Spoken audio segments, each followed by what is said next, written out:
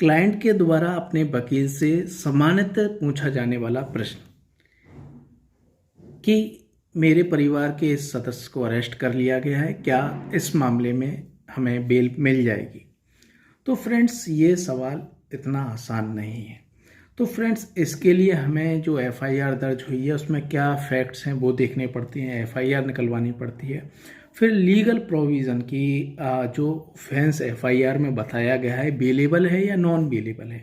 यदि bailable offence है तो फ्रेंड्स, जैसे कि 323 का अपराध है, तो यहाँ पर आपका राइट है, यहाँ पर आपको बेल मिलेगी। आप श्योरिटी से आंसर दे सकते हैं, आपको बेल कि अपने क्लाइंट को बोल सकते हैं कि आपके परिजन को बेल मिलेगी। लेकिन दोस्तों, आप जब आप एफआईआर देखते हैं तो यदि नॉन बेलेबल ऑफेंस है तो फ्रेंड्स, आप यहाँ पर गारंटी नहीं दे सकते, आप ये नहीं बोल सकते कि आपको बेल मिलेगी या नहीं मिलेगी। तो फ्रेंड्स, इसके लिए आपको यहाँ पर जो भी एफआईआर में जो प्रोसिक्यूशन स्टोरी है वो आपको पढ़नी पड़ती है। उसमें जो जो कमियां हैं, एफआईआर डिले हुई है या जो बयान दिए गए हैं, जो एफआईआर लिखाई उसमें एफआईआर में क्या बताया, तो फ्रेंड्स ये सब देखकर उसमें यदि कमियां होती हैं, जितनी ज़्यादा कमियां होंगी उतनी ज़्यादा आप श्योरिटी से कह सकते हैं कि इसमें बेल आपको मिलने के यहाँ पर पूरे चांस हैं। ठीक है फ्रेंड्स। और तीसरी बात कि कुछ ऐसी धाराएं होती हैं जो नॉन बेलेबल होती हैं, लेकिन जनरली उनमें यहाँ पर बेल मिल जाती है। लेकिन कैसे मिलती है कि आप कुछ दिन यहाँ पर जेल में रहे हो, आपको तुरंत ये नहीं कि आपको पकड़ के लाए उसी दिन आपने बेल लगा दी आपको बेल मिल जाएगी। ऐसा नहीं कि आप कुछ दिन, 1 हफ्ते 2 हफ्ते जेल में रहे, उसके बाद यदि आपने बेल लगाई तो आपको बेल मिलने की संभावना बढ़ जाती है। जैसे कि फ्रेंड्स, 452 धारा है, घर में घुस के मारपीट करना, तो उसके साथ ही 323, 504, 506।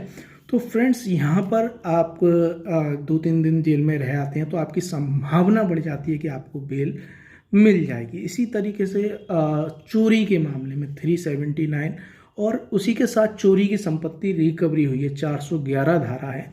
तो फ्रेंड्स, यहाँ पर भी हमें कोर्ट के ऑर्डर्स का ऑब्जर्वेशन करना पड़ता है। जो एडीजे कोर्ट हैं, डीजे कोर्ट हैं, तो फ्रेंड्स उनका हमें देखना पड़ता है कि किस तरीके से यहाँ पर बेल मिलने की संभावना है या नहीं। तो फ्रेंड्स, जनरली इन मामलों में यहाँ पर मजिस्ट्रेट कोर्ट से तो बेल मिलती नहीं है, लेकिन जो एडीजे कोर्ट हैं वहाँ से, जो डिस्ट्रिक्ट लेवल की कोर्ट है, डीजे कोर्ट है, वहाँ से हमें यहाँ पर सामान्यतः देखा जाता है कि 369 प्लस 411 आईपीसी की धारा में हमें बेल मिल जाती है। तो फ्रेंड्स, इसी तरीके से किसी पर 376 के अपराध में, यानी कि बलात्कार के मामले में किसी व्यक्ति को गिरफ्तार किया गया है, तो डिस्ट्रिक्ट लेवल की कोर्ट यानी कि डीजे कोर्ट से आपको यहाँ पर बेल नहीं मिलनी है। सामान्यतः व्यक्ति छूटते ही ये बोल देगा कि आपसे किसी वकील से सवाल पूछा जाएगा कि इसमें बेल मिलेगी नहीं मिलेगी, तो फ्रेंड्स यहाँ पर बेल मिलने की बिल्कुल भी संभावना नहीं होती है। लेकिन यदि आप जब प्रोसिक्यूशन की स्टोरी पढ़ते हैं और उसमें इस तरीके की कोई बलात्कार की कोई घटना ही सामने नहीं आई है, बलात्कार बन ही नहीं रहा है, तो ये पूरी एफआईआर फॉल्स, फैब्रिकेटेड होती है, झूठी होती है। तो यहाँ पर बलात्कार के केस में भी, यहाँ 376 के मामले में ईजिली यहाँ पर आपको बेल मिल जाती है।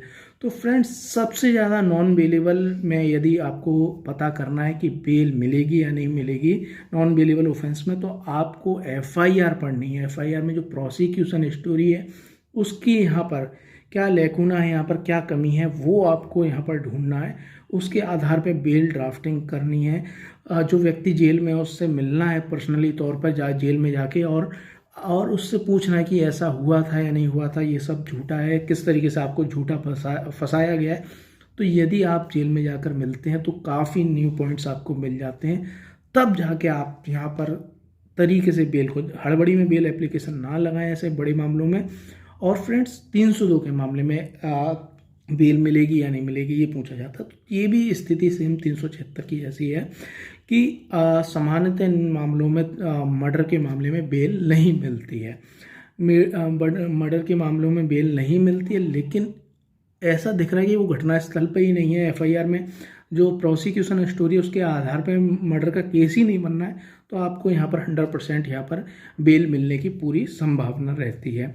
तो फ्रेंड्स, अब 307 धारा है, अटेम्प्ट टू मर्डर, मारने का प्रयास का। तो फ्रेंड्स यहाँ पर बेल मिलेगी या नहीं मिलेगी 307 के मामले में आप कह नहीं सकते हैं। आपको प्रोसिक्यूशन स्टोरी पढ़नी पड़ेगी, तभी आपको यहाँ पर पता चलेगा कि बेल यहाँ पर डिस्ट्रिक्ट लेवल से मिल सकती है या नहीं मिल सकती है, क्योंकि ये बड़ी धाराएं हैं। ये कोर्ट का डिस्क्रेशन पावर है कि आपको बेल मिलेगी या नहीं मिलेगी।